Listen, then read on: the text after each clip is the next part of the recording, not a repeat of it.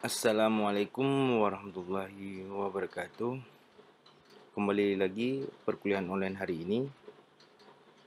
Gimana kabarnya adik-adik mahasiswa KSA semua?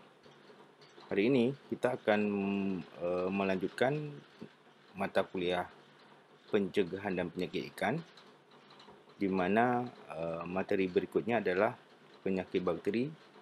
Contohnya ada Edwardsilla, Flexibacteriosis, dan Yersinia. Jadi di sini kita akan membahas bagaimana penyakit tersebut, gejalanya, proses terjadinya penyakit, bagaimana cara dia itu menyebabkan gangguan pada metabolisme ikan. Okey, untuk slide berikutnya kita akan langsung saja membahasnya. Kita akan bahas tentang Edwardsilla. Jadi genus Edwards dilaporkan oleh Sakazaki di Jepang, kemudian dilanjutkan oleh Ewing di 1965. Ini kasus pertama ditemukan tentang Edwardsilla. Jadi Edwardsilla ini adalah bakteri dengan gram negatif termasuk dalam Enterobacteria. Jadi bakteri ini berada di air tawar, binatang yang hidup di air dingin juga ada. Jadi Edwardsilla ini dua spesies yang menyebabkan penyakit, yaitu ada Edwardsilla tarda dan Edwardsilla ictaluri ya. Jadi kalau yang ictarda itu dilaporkan pada catfish dan di USA dan Asia. Jadi dia bisa menyebar luas pada hewan ke hewan. Jadi dia penyebarannya sangat cepat ya. Jadi dari air kolam dan lumpur. Sehingga Edwardsilla juga bisa dikatakan penyakit yang zoonosis. Kenapa? Dia bisa menyebabkan penyakit kepada manusia ya, berupa penyakit pada di daerah perut atau diare. Seperti itu ya kira-kira ya. Kita bahas tentang Edward tarda. Jadi kita bahas tentang Edwardsilla tarda. Jadi nama penyakitnya adalah Fish-Gundren ya, bisa juga disebut dengan Red Disease L. Jadi jelas bahwa pertama ditemukan oleh host Hina, yang memberi nama yaitu adalah Paracolobactrum anguidifortiferum. Kemudian Ewing 1965 menamakan Edwardsilla tarda. Edwardsilla tarda tipikalnya adalah Enterobacteria, artinya bahwa di sini bahwa Edwardsilla itu adalah bakteri yang menginfeksi bagian dari usus dan lambung. Gram negatif, dia bergerak ya, motil, dan dia disebut dengan berbentuk batang. Dapat ciri khasnya morfologinya melakukan fermentasi karbohidrat, tumbuh pada 3% garam dan dapat bertahan hidup pada suhu 40 derajat Celcius. Jadi Edwardsilla tarda itu memiliki gejala klinis seperti memiliki luka di bagian punggung sebesar 3 sampai 5 mm. Besar lukanya ya. Dia meluar ke bagian ekor dan kehilangan warna, jadi kehilangan pigmen ya. Selanjutnya, jika luka tersebut dibedah, timbul bau dan jaringan nekrosis. Selanjutnya bakteria hiperemi juga terjadi dalam ginjal dan muka. Jadi artinya bahwa akumulasi bakteri juga terdapat di dalam pembuluh darah sehingga ginjal tidak sanggup untuk melakukan filtrasinya. Oke, ini adalah episodologinya dan kalian bisa lihat sendiri bahwa terjadi di USA, di Taiwan ya, dan mortalitasnya itu sekitar 5%. Oke, kita lanjut. Patogenesis. Edwardsilla tarda memproduksi toksin ya. Jadi dia ada toksin. Jadi yang ditakuti oleh suatu mikroorganisme adalah toksinnya. Selain dia keganasannya juga ada toksin yang letal terhadap sel ya. Jadi penyebab nepriknya hepatic lesion, luka di hati ya. Jadi neprik from ginjal. Jadi nepriknya terjadi kerusakan ginjal membesar dan variasi abses dan di dalam badan ginjal ya. Oke, itu adalah dari Edwardsilla tarda. Kontrolnya adalah tetap memakai antibiotik ya, bisa dengan spektrum luas ya. Oke, selanjutnya kalau menggunakan vaksin ya dia masih dicari dan diteliti. Selanjutnya ada enteric septicemia dari catfish.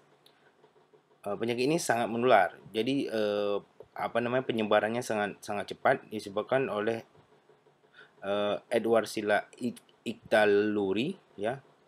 Disebut dengan hole in the head ya.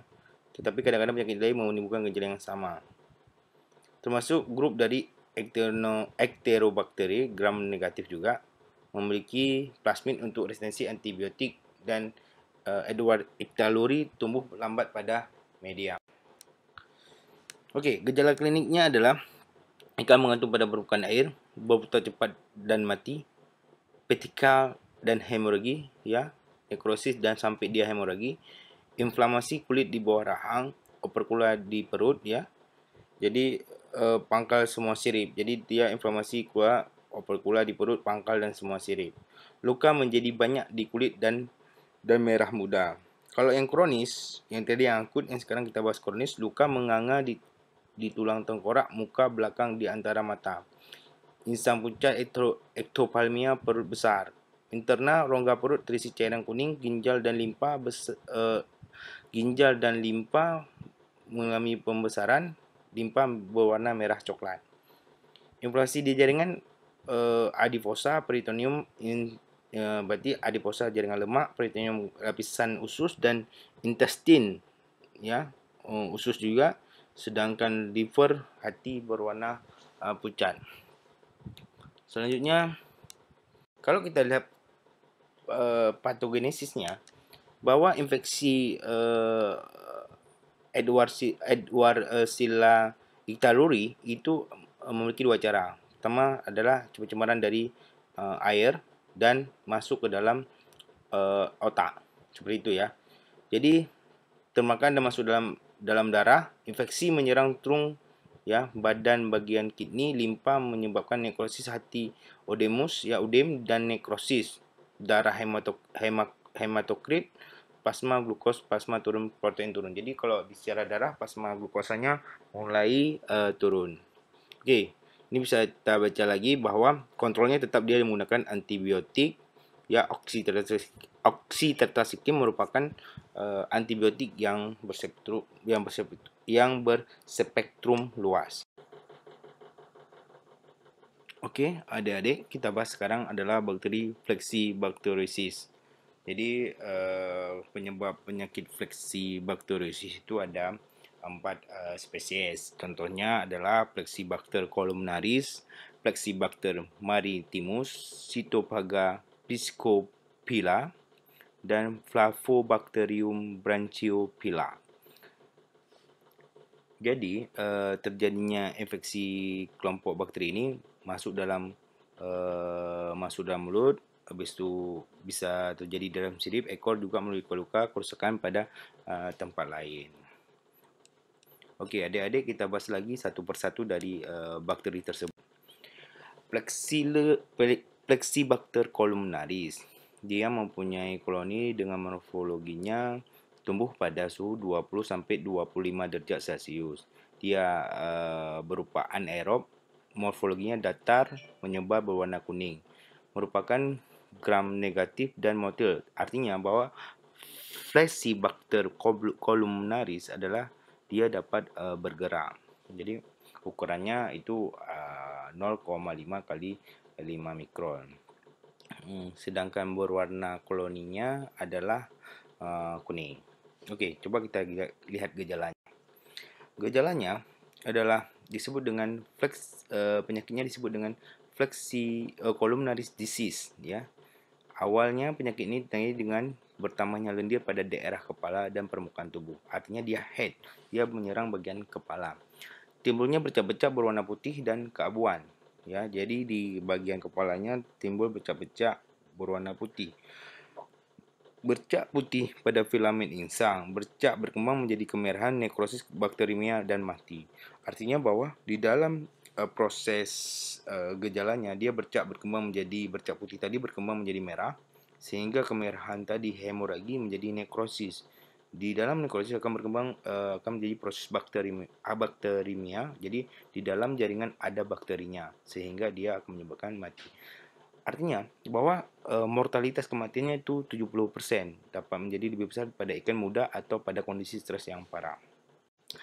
Penyakit ini dimulai dari infeksi eksternal pada bagian sirip, permukaan tubuh, atau insang. Sirip mengalami kerusakan atau nekrosis dengan warna keabuan putih pada pinggirnya. Terjadi luka-luka pada permukaan tubuh berwarna kekuningan pada pinggirnya. Pada mulut ikan terinfeksi tertutup cairan lendir kekuningan. Luka-luka pada insang berwarna putih sampai dia warna coklat. Jadi sampai dia warna coklat, sampai dia artinya coklat itu sudah busuk, sudah mengalami nekrosis, kematian jaringan. Pada infeksi sistemik ditandai dengan perubahan patologi pada organ dalam, misalkan adalah ginjal. Oke, selanjutnya kita bahas lagi adalah yang kedua, Flexibacter martimus, disebut dengan marine columnaris ya penyakitnya. Jadi karakteristik penyakit ini mirip dengan columnaris disease, tetapi hanya menginfeksi ikan-ikan air laut. Sedangkan tadi bisa yang penyakit columnaris itu bisa menyerang tawar dan air laut. Terjadi luka-luka pada mulut, sirip, dan permukaan tubuh. Luka-luka tampak berwarna abu-abu putih pada sirip permukaan tubuh. Infeksi muncul setelah terjadinya trauma fisik atau karena malnutrisi. Artinya apabila dia terjadinya trauma fisik itu adalah benturan atau karena kekurangan nutrisi. Jadi morbiditasnya mencapai 100% dengan mortalitas 70%. Oke, kita bahas yang ketiga. Cytophaga Picophylla ya. Psicophylla ya. Ya, morfologinya dia dapat tumbuh pada suhu 5 sampai 25 derajat. Morfologinya menyebar berwarna kuning, merupakan gram negatif dan motil. Batangnya 0,75 sekali 1 sampai 7,5 mikron. Itu dia dari kalau Cytophaga Psicophylla. Oke, kita bahas lebih mendetail. Organisme menyebabkan penyakit ini pada suhu 12 derajat Celcius dan mati pada suhu 25 derajat Celcius. Artinya bakteri dari ini cold water disease namanya, dia akan mati pada suhu 25 derajat Celcius. Dapat menyebabkan penyakit pada ikan muda atau benih ikan dewasa. Pada benih, erosi pada kulit dan sirip disebut dengan fin root ya. Pada ikan dewasa, lemah, berenang, berputar-putar, kehilangan keseimbangan. Jadi pada penyakit Cytophaga Psicophylla ini dia akan kehilangan keseimbangannya. Pada pangkal ekor terdapat pendikul, terdapat bercak warna putih sehingga dia nekrosis, jaringan kulit sobek mengelupas. Disebut dengan pendikul disease. Ya. Selanjutnya nekrosis jaringan otot ya, tulang vertebrae sampai dia terbentuk dapat terlihat tulang vertebrae sampai pangkal ekor. Okey, kalau dilihat dari warnanya dia warna kehitaman. Okey, kita lanjut lagi ke bakteri selanjutnya, iaitu adalah Flavobacterium branchiophylla. Merupakan koloni yang dapat tumbuh pada suhu 20 sampai 25 derajat Celcius, berupa anaerob ya, berupa aerob. Morfologinya tidak menyebar dan berwarna kuning, ukurannya sampai 1 mm. Merupakan masih gram negatif dengan 0 motil. Batang kalau dia berbentuk batang dengan ukuran 5 sampai 8 mikron. Dapat diuji dengan uji katalase, oksidase, dan gelatanin positif. Kita lihat bagaimana gejalanya. Disebut dengan bacteria gill disease. Berarti dia ini menyerang insang ya. Jadi infeksi ditemukan pada kerusakan insang. Jelas ya bahwa bacteria gill disease. Berarti ini bakteri ini diserang pada insang. Bercak putih keabuan pada insang, ikan berenang berputar-putar karena dia hilang keseimbangan. Bakteri berkembang dengan cepat. Jadi perkembangan bakteri ini, pertumbuhannya itu sangat cepat. pada lamela dan pada filamen insang. Tahu ya, filamen insang ya. Gripis warna pucat atau kuning. Ikan tidak ada nafsu makan di permukaan air atau dekat saluran air. Jadi ikan itu berada di permukaan air, dekat saluran air, tutup insang membuka. Jadi dia bahasa itu dia lebih seperti kekurangan oksigen. Tidak ada tanda terjadi infeksi sistemik. Bisa juga diagnosanya adalah Flavobacterium branchiophylla atau Cytophaga aquatilis. Ya. Okey, kalau kita lihat pengobatan ketiga penyakit tersebut adalah tetap diberikan pada columnaris disease. Dia memberikan oxytetracycline 50 mg per kilogram ikan hari selama 10 hari. KMNO4 2 sampai 4 mg ni yang dicelup per liter, 10 mg per liter per 1 jam. Okey, selanjutnya adalah bakteri gill disease ya yang menyerang insang tadi. Dia diberikan penyakitnya adalah benzalkonium klorid ya. Benzalkonium klorid 1 sampai 2 mg selama 1 jam. Dan yang cool itu diberi obatnya adalah oxytetracycline, sama juga dengan antibiotik tadi, benzalkonium klorid. Dia sebagai antibiotik juga. Okey, coba kita lihat gambar penyakit. Ini adalah gambar penyakit yang disebabkan oleh Flavobacterium ya. Okey, coba kita lihat yang ini kerusakannya. Dia berwarna putih di bagian kepalanya. Kepalanya berwarna putih ya. Ini pada ikan koi ya. Jadi coba kita lihat lagi, dan ekornya terjadi pendikulu ya, pendicle ya. Ini adalah bentuk filamen ya. Jadi ini bentuknya kerusakan pada larva. Ini adalah gambar-gambar yang terjadi bercak-bercak putih pada insang, disebut dengan gill disease ya. Okey, selanjutnya cukup ya untuk ini yang Yersinia. Coba nanti dibaca-baca, semoga nanti kalian paham. Yang kurang mengerti kalian tanya. Sedangkan ada Yersinia dan ada Pasteurella. Okey. Baik adik-adik mahasiswa, perkuliahan secara online hari ini sudah selesai. Selanjutnya, kita akan masuk ke tahap evaluasi dan latihan. Dan terima kasih sudah menonton video ini. Semoga ilmu yang saya berikan bermanfaat untuk kalian semua. Saya akhiri. Assalamualaikum warahmatullahi wabarakatuh.